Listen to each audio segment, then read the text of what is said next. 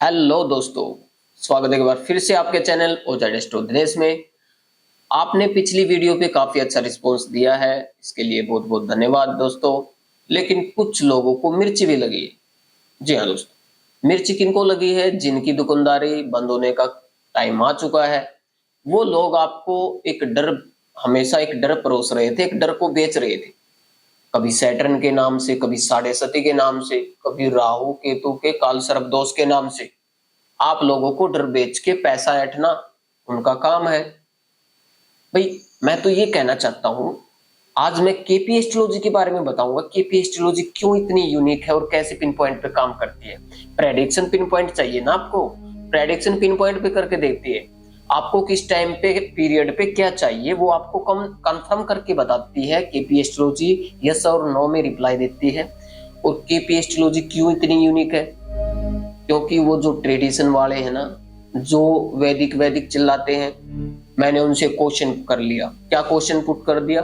मैंने उनसे पूछ लिया कि भाई मेरे को एक बात बताओ, कौन से वेद से आपने पढ़ाई की?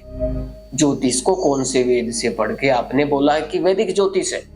आप मुझे बता दीजिए, उस वेद को मैं भी पढ़ लूं, मेरे को भी ज्ञान आ जाए। क्योंकि मैं अज्ञानी हूं, क्योंकि मेरे को तो इतनी नॉलेज है नहीं। अब ये बोलने के बाद वो बोलता है कि मैं लर्नर हूं। फिर तू लर्नर है तो D60 चार्ट और D30 D9 chart, D16 chart तुझे पता है क्या होता है? 2 मिनट में, पता ही नहीं किसी का, 2 मिनट में अगर इधर उधर टाइमिंग हो गई तो सारा चार्ट ही गलत हो जाता है। और हम विद इन सेकंड में रिजल्ट ऑफर करते हैं, विद इन सेकंड में हम प्रेडिक्शन देते हैं, विद इन सेकंड के बेस पे हम कंफर्म करते हैं कि सामने वाले का जो प्लेनेटरी पोजीशन है वो कहाँ पे प्लेस्ड है। प्लेसिडस हाउस सिस्टम क्या है? इनको तो आज तक ये तक नहीं पता कि ग्रह को ओरिजिनल उनकी प्लेसमेंट ही नहीं करनी आती। फिर आप बहाने बनाते हो तो प्रेडिक्शन गलत हो जाता है। तो आप बोलते हो कि शायद विधि का विधान यही होगा। तो विधि का विधान बताने के लिए या तो भाई क्लियर कर लो, पहले अपने आप को क्लियर कर लो, खुद समझा लो क्या होता है क्या नहीं होता है। ठीक है, पहले खुद कंफर्म करो, खुद से अच्छे से लर्न करो। और एक बात बोलो, बुरा मत मानना, आ जाओ केपी एस्ट्रोलॉजी सीख लो। सच बता रहा हूं, अगर आपने सच में ही नक्षत्र नाड़ी के बारे में जानकारी लेनी है तो किसी अच्छे से साइंटिस्ट, किसी अच्छे एस्ट्रोलॉजर से आप गाइडेंस ले सकते हो, या फिर आप कोर्स भी ले सकते हो। चुपचाप आ जाओ, मैं किसी को नहीं बताऊंगा। बाई गॉड, मैं किसी को नहीं बताने वाला। चुपचाप आ जाओ। केपी एस्ट्रोलॉजी के बारे में मैं बता दूं आपको नहीं पता हो, श्री के एस के जी ने, कृष्ण मूर्ति जी ने इसको करेक्ट किया था। आपकी जो ट्रेडिशन एस्ट्रोलॉजी है इसको करेक्ट किया था कि भाई ये जो तुम बोल रहे हो ना ये गलत है, प्रेडिक्शन ऐसे नहीं दिया जाता। और इसलिए पिन पॉइंट पे आप प्रेडिक्शन नहीं दे सकते किसी को। एविंस का बर्थ होता है, उनका भी एक जैसा भविष्य, तुक्का चलता है ज्यादातर। एक फ्रॉड की दुकान बेचनी है, ठीक है ना, और कुछ है ही नहीं पल्ले। मैं कहना चाहता हूँ कि आइए आप भी सीखिए केपी एस्ट्रोलॉजी कैसे काम करती है। और आज मैं इस वीडियो में यही बताने वाला हूँ दोस्तों, केपी एस्ट्रोलॉजी क्या है और कितना पिन पॉइंट पे वर्क करती है। अदर्स जितने भी एस्ट्रोलॉजी हैं उनसे बिल्कुल अलग हटके क्यों इतना साइंटिफिक थ्योरी है ये। तो आइए आज हम इस साइंस को समझ लेते हैं। Let's start.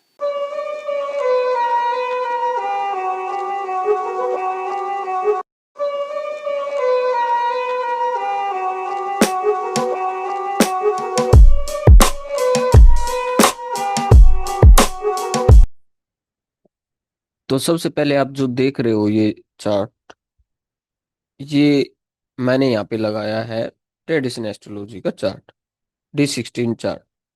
तो D1 जो आप देख रहे हो, जो बॉडी और हेल्थ की इम्यूनिटी के बारे में इंडिकेट करता है और व्यक्ति की पर्सनल लाइफ के बारे में इंडिकेट करता है। तो यहाँ से आप देखना इसमें क्या डिफरेंसेस हैं, मैं आपको बताऊंगा।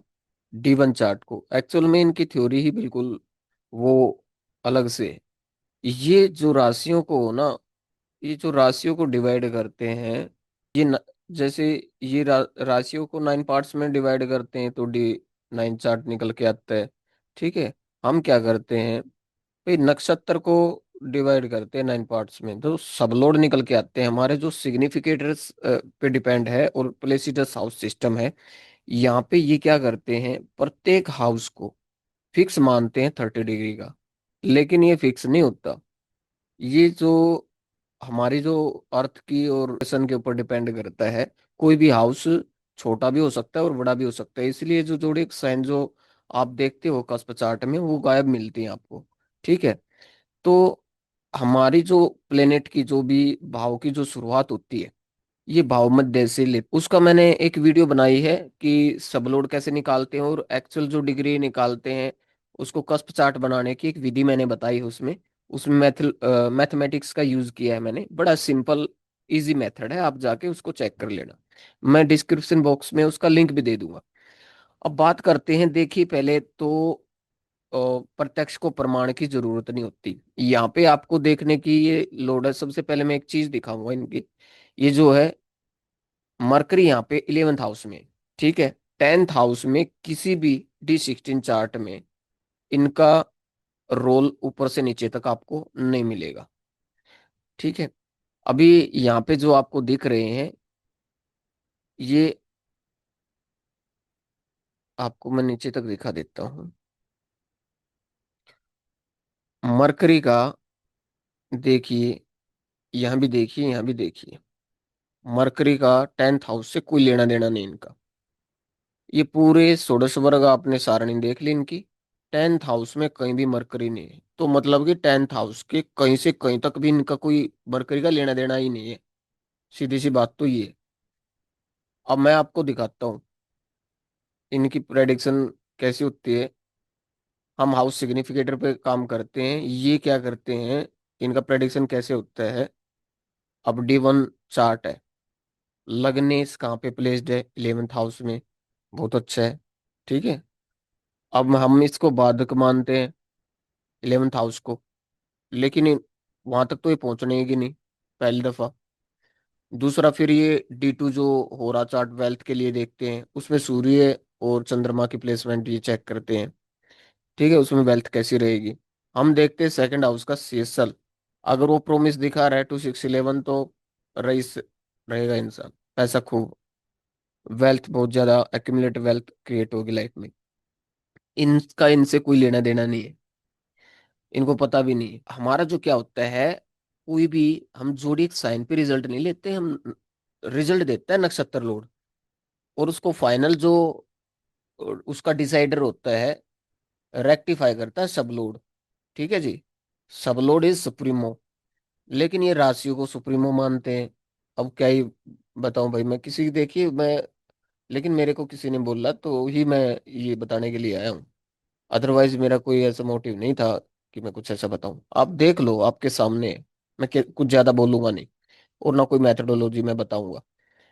अब ये दरेक भाई, दरेक का मतलब क्या होता है भाई, 30 डिग्री का एक साइन होता है, उसको 3 से डिवाइड कर दो, 10 डिग्री का एक पार्टीशन हो जाएगा। ठीक है, दरेक। तो इसका ये जो 8 नंबर क्यों निकल के आया, कोई भी आप कोई भी उठा के देख लेना, 5th हाउस में जो भी साइन होगी उसका दरेक होगा। ठीक है, थर्ड से थर्ड हाउस भी आप चेक कर सकते हो, सिंपल मेथोडोलॉजी। और ये 4 नंबर का लगन है, तो 8 नंबर का लगन उसमें रेखांड का बन गया। छोटे भाई बहनों के बारे में, कोबोन्स के बारे में इसमें बताया जाता है। स्पाउस के बारे में देखते हैं D9 चार्ट। ठीक है। तो यहाँ भी मरकरी का जो है, हम देखते हैं D9 चार्ट में, हम देखते हैं कि भाई जो प्लेनेट ऊंच नीच इसमें चेक करते हैं, दृष्टिया चेक करते हैं, फिर इसमें योग चलते हैं, राहु काल, शनि की साढ़े सती, जोडिएक साइन पे बेस रहता है। बच्चों के लिए सप्तमांश कुंडली चेक करते, D7 चार्ट लेते हैं यहाँ पे। ठीक है। ये देखिए, ये ये D7 कैसे निकलता है भाई, 7 से 5th हाउस तक वहां पे चलना पड़ता है। ODD और इवन नंबर का खेल होता है, इसमें भी जोडिक साइन को इसमें डिवाइड किया जाता है। D7 चार्ट को कितने हिस्सों में पार्टीशन किया जाता है, इसको हर राशि को 7 बराबर हिस्सों में बांटा जाता है। तो 30 डिग्री को आप 7 से डिवाइड करो तो इक्वल 4 डिग्री 17 मिनट, लगभग लगभग 4.2857 डिग्री, कुछ ऐसा कुछ निकल के आता है पर सप्तमांश का जो पार्ट होता है। इसमें सारा टोटली गणित में ही इंसान को उलझा दिया गया और गणित में ही उलझ के रह जाता है। प्रेडिक्शन कोई पिन पॉइंट पे नहीं आता, कोई मैटर नहीं बनता इसमें प्रेडिक्शन का। ठीक है।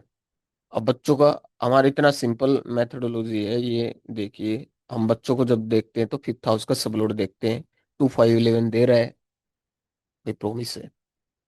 और यस और नो का सिंपल संभावनाएं नहीं होती इसमें। आप देखना कभी भी आप किसी एस्ट्रोलॉजर के पास जाओगे तो बाकी ये जरूर बात बोलेंगे वो, इसमें लिखा हुआ तो ऐसा है, बाकी परमात्मा की इच्छा।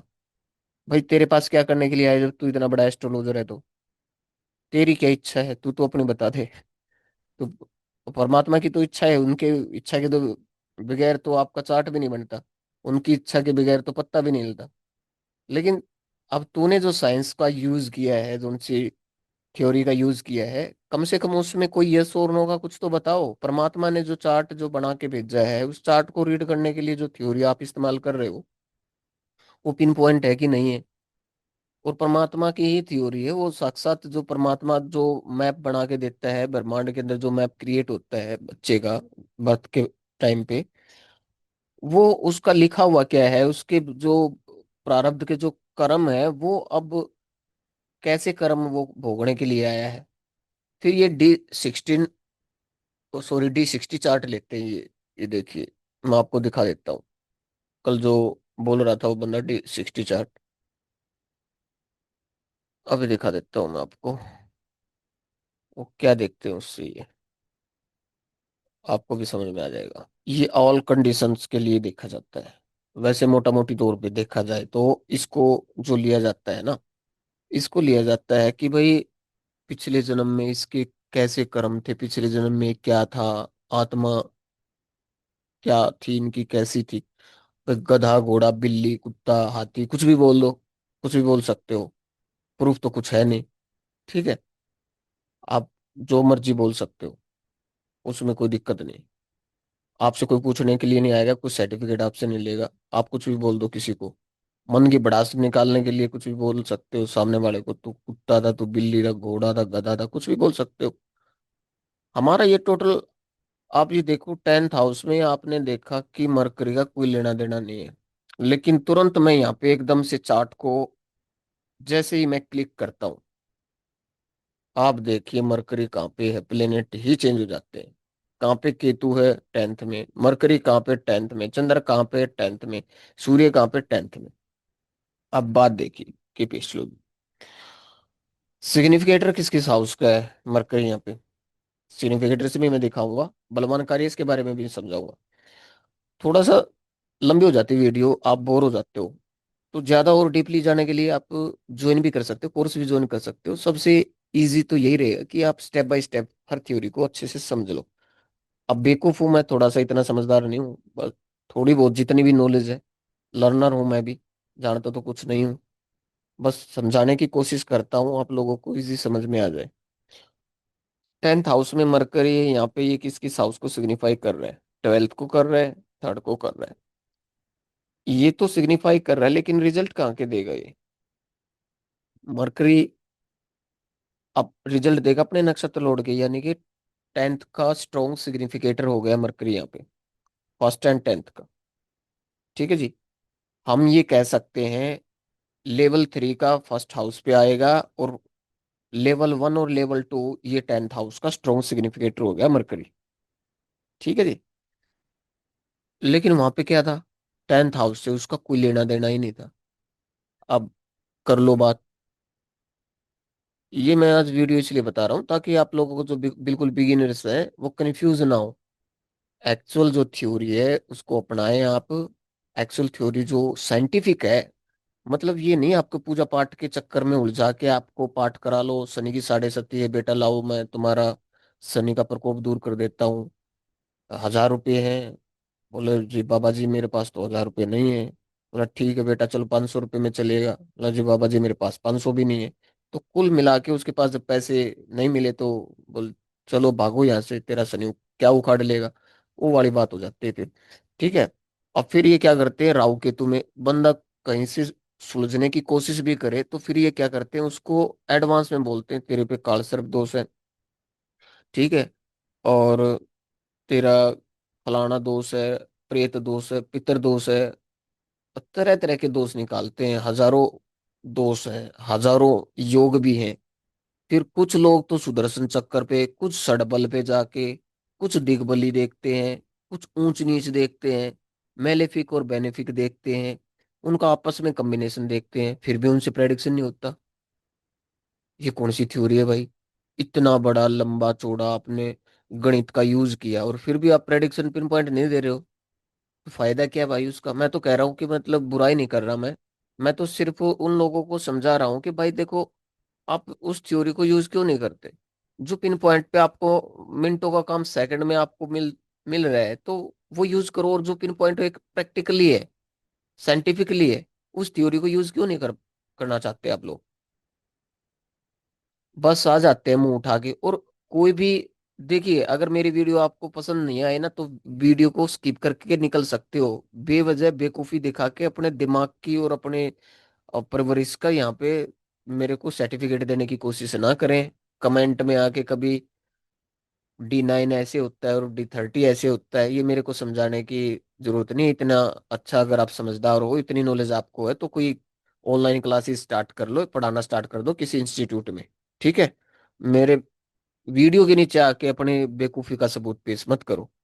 फिर बोलोगे आप, मैं कुछ पूछ लूंगा तो आप भाग जाओगे उल्टे सीधे, मुंह से हगना शुरू कर दोगे आप। ठीक है?